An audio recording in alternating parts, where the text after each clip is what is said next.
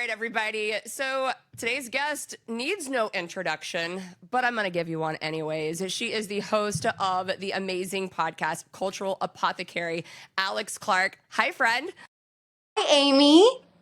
I am so proud of you. Okay, I noticed on Apple Podcast, you recently broke into the top 10 on the top shows in health and wellness. How in the world did that feel? Well, we've been consistently in the top 10 since we launched, which was early September.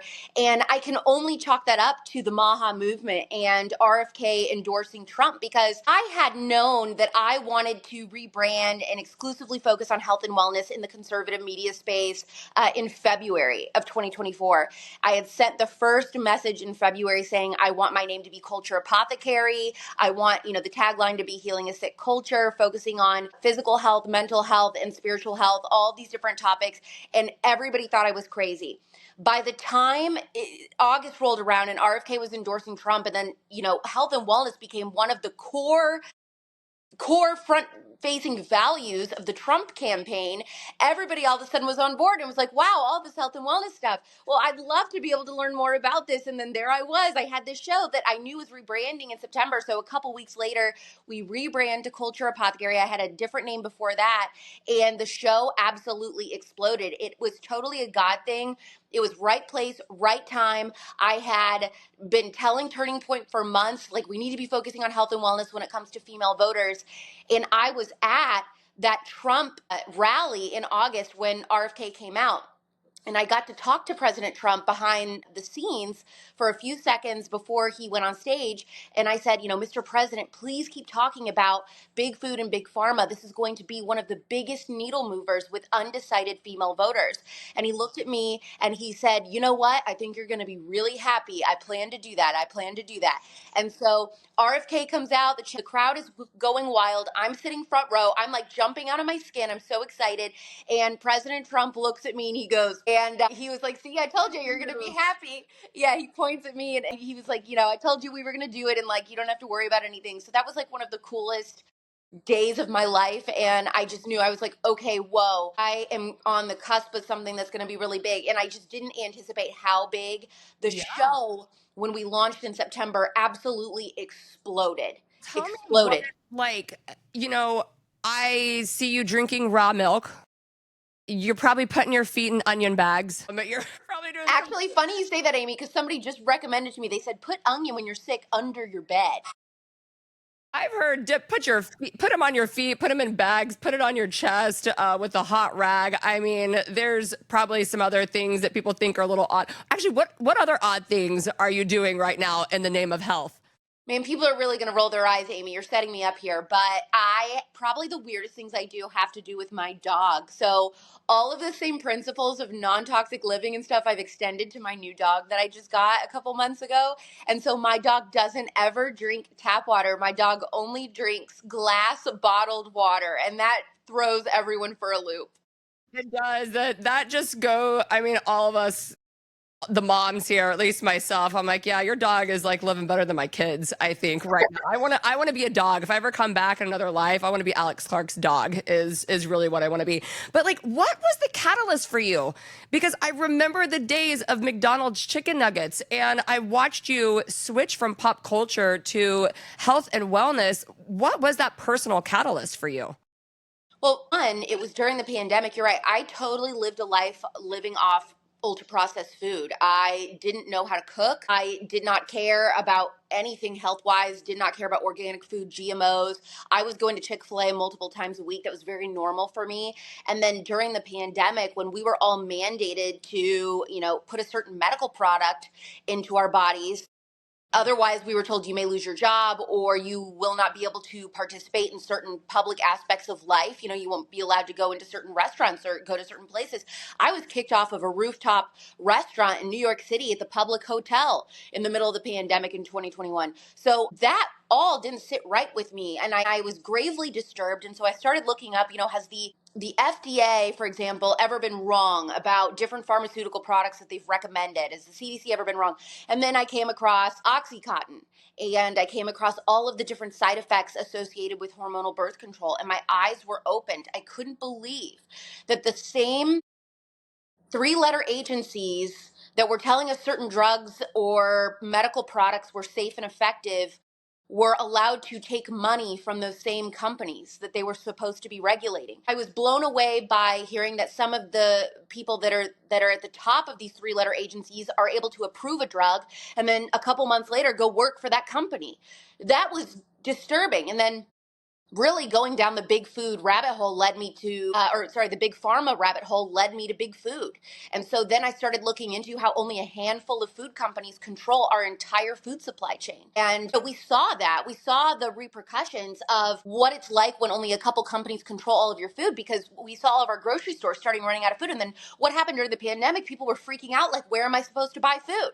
Well, your local farmer. You're supposed to know who your local farmer or rancher is, but we don't know. Yeah. And the reality is, if the food supply chain is completely cut off, we will be running. If another pandemic happens, Walmart is where majority of Americans get their food. We will completely run out of food in America in 3 days. It will only take 3 days to completely run out of food, because we only know how to source food from a grocery store. And by the way, majority of the food at a grocery store isn't food. Yeah, it's frankenfood, as you call it. Frankenfood, dead food, there's zero nutritional value. I mean, unless you are shopping the perimeters, the outside skirts of a store, none of it is actually food. And so that really made me crazy too, learning about that and realizing, like, oh my gosh, a grocery store, almost none of it is food. Okay. So like I said, I follow you on social media. I've started to notice that you're incorporating more meat, which got me really excited because I did carnivore for a month. Never felt better in my entire life, side note, when I did carnivore. But I'm dying to know, are you falling in line with Dr. Sean Baker's take that fiber is a myth? No. Okay. No, I'm not. But there's a lot of people that are really buying into that. I just had a guest on my show who believes that, Jamie McGuire. She's like a holistic esthetician. It's a great episode. People love that episode. But she really believes that, all of our skin issues really start in the gut. And so we talked a lot about food in that episode. And she believes that you don't need fiber. She's almost exclusively eating meat. And I'm not there yet. But listen, I never say never at this point. All this weird food stuff, dietary things, like, I'm learning something new every day. So I'm open to it, but I'm not there yet. Yeah, well, I think that's a good point too. I mean, depending on which school of thought you fall in line with, a lot of this getting healthy can really seem overwhelming to people. And I hear that a lot of times, that people just don't know where to start. Moms don't know where to start in this journey. What advice would you give somebody who's wanting to make some changes in their life? They just don't know where to start. Well, I would pick one bad ingredient and I would dedicate my time to learning as much as I can about that and eliminating all foods in my kitchen and my pantry that have that ingredient. So let's say it's artificial food dyes. So I'm going to look for every single thing in my fridge, freezer, and cabinet that has artificial food dyes, and I'm going to get rid of it. And then when I feel super confident going to the grocery store and being able to avoid that ingredient, I'm going to move on to another one. So then it's seed oils or it's corn syrup, right? So then I'm going to start moving to these other ingredients, and then I'm going to feel like, okay, I know how to recognize these on an ingredient label. But that's the other thing, is just learning how to read an ingredient label. That's one of the most important things. The most important information on a box or bag of food is going to be on the back. And if to make things even less complicated, you could just avoid food in boxes or bags entirely, and you could just start with eating foods that are ingredients. Yeah, so if my kid or my mom friends all the time, they're like, my kids would just never eat that. I mean, I pack fruit, a vegetable, and like a fresh deli meat from the grocery store. My friend's like, my kids would never eat that. I'm like, they will if they get hungry enough. They will if that's all there is. If that's all you give them, of course kids are going to choose the products that are brightly colored and stocked with sugar. Like, of course they are. So we as parents have to put our foot down and say, you know what? Like, this is what you get. And I guarantee you, if you get hungry enough, you'll eat the carrot. You will Yeah, eat. when you look at something, if you look at a box of crackers or cookies, for example, and or anything, some frozen food item, and half the ingredients you've never heard of them, you wouldn't be able to have those ingredients in your kitchen to make this item yourself. If that's the case, it's not real food. Okay, there's stuff in there that isn't real food. So things like ground beef, rice, beans, asparagus, onions, peppers, like that, those are ingredient foods. That you could put together a meal with. And so those are all going to be real whole foods. And it doesn't have to be expensive. Farmers markets, by the way, locally, they cost a lot less to get your produce at a farmer's market usually. And you can use in almost every state now your food stamps at farmers markets, which is kind of something that a lot of people I don't think realize. But Aldi is a very, very inexpensive grocery store. They have organic, grass fed ground beef. It is possible. Costco also has great deals on grass-fed meats and, pasture-raised eggs and things like that. So it isn't as hard as they want you to believe. And by the way, there is no bag of chips now even that is less expensive than a pound of ground beef. The ultra processed food, the snacks and the packaged things and the pre-made dinners in the frozen aisle are more expensive than anything else in the store. So it is like old school propaganda to tell you like you can't afford to eat real food. You can't afford a roast chicken that your family could eat off of for days. You can use those bones and make a bone broth. You could do all sorts of things with one rotisserie or roast chicken. That is way cheaper and more nourishing for your family to last days than one bag of pizza rolls. It's propaganda to tell you you can't afford to eat that way. Well, it hasn't always been like that. So I think you're right. I think people are just conditioned to thinking that way, and it's really hard to break old habits, which I totally understand. I do have a question for you though. On you talked about the three pillars of your show that you're focusing on. It's the mental, the spiritual, and the physical health of our nation, right? Yes. So I want to know from you. You have such amazing guests on your show all the time, but personally, who has been your inspiration for each one of those pillars during this whole journey? My gosh, of anyone that I've ever interviewed, probably honestly, I would say the person who hits all of these in the most outstanding way would be Hilda Labrada Gore from the Weston A. Price Foundation. She hosts the Wise Traditions podcast. This woman, you think that I am crazy on all this? This woman, I have traveled with her. She is waking up with sunrise. She is going to bed with sunset. She's plugging in red lights in the bathroom to make sure that she's not like getting artificial light at night. She is I believe, I don't even know, I can't remember. She just had a birthday. She might be in her early 70s or maybe it's late 60s. She might kill me. I might be totally off.